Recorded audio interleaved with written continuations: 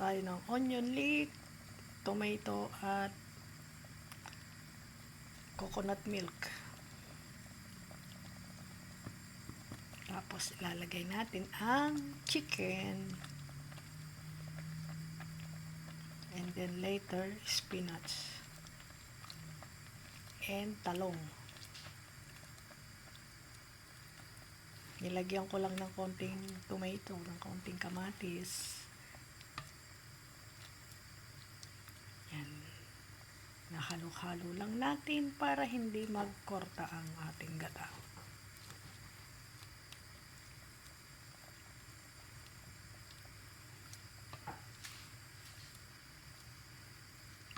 Mahina yata masyadong ating apoy. Medium heat. Yan.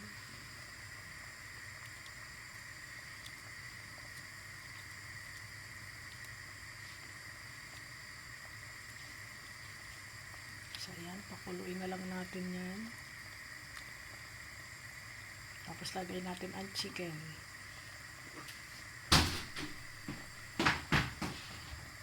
Kumukulo na, lalagay na natin ang ating chicken.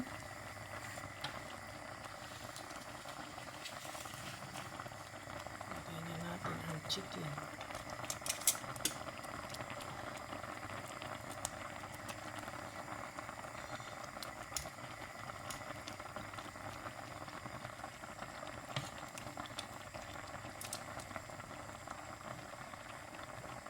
Ang chicken natin ay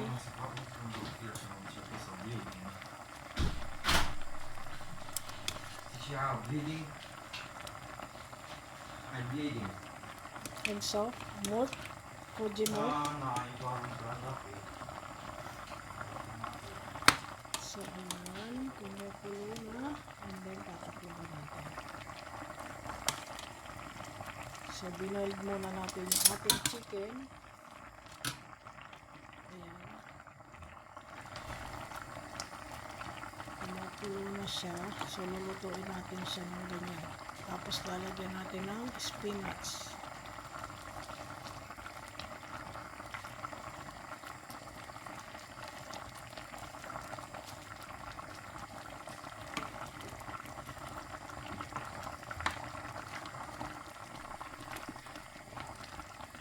So, hinaan natin ang apoy niyan. See you later. Buksan na natin at kumukulo.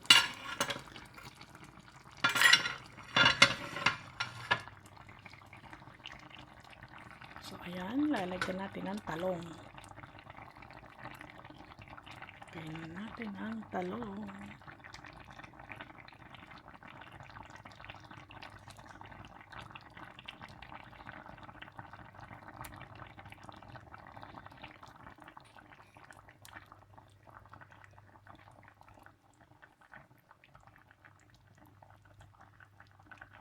Tapos, later naman, spinach. So, hindi na natin yan lalagyan ng tubig. Lulutuin natin yan talaga sa kanyang gata. Kasi yung onion leek at saka yung kamatis, nagtutubig na siya ng kanya. Kaya yun, huwag na natin lalagyan ng tubig. Ayan. And then, pakuluin na lang natin hanggang sa maluto pati yung chicken. Ayan. Takluban ulit natin at sa mahinang apoy. So, ganyan yung ating casserole. Ayan. Yan ang ating casserole. Chicken natin. At haluin. Tingnan ninyo, dumadami lalo ang ano niya, ang sauce niya. So, hindi ko na talaga nilagyan ng ano yan. Kasi yung ating gulay ang naglagay ng sauce dyan at saka yung gata natin. Yung coconut milk. So, yan. Tapos, hinay-hinay lang ang luto natin. So, yan. Okay na yan. Takloban ulit natin. Ito.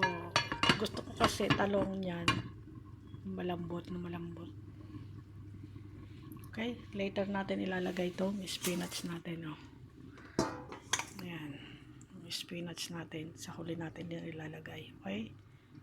Babush.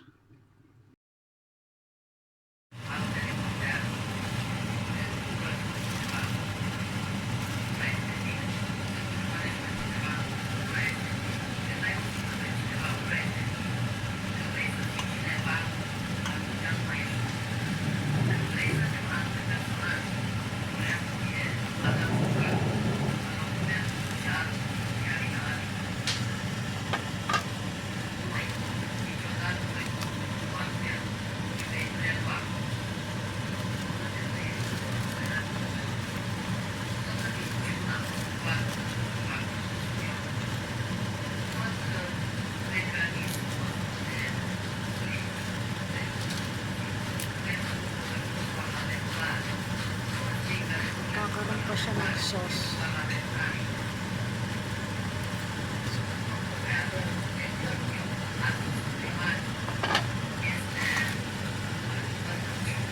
Masarap na dami.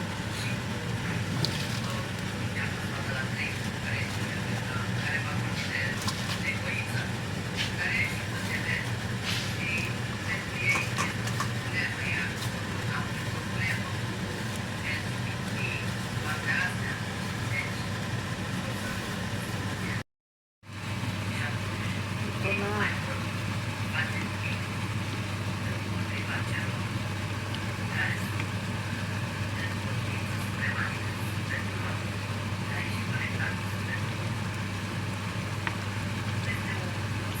Dahil na lang natin.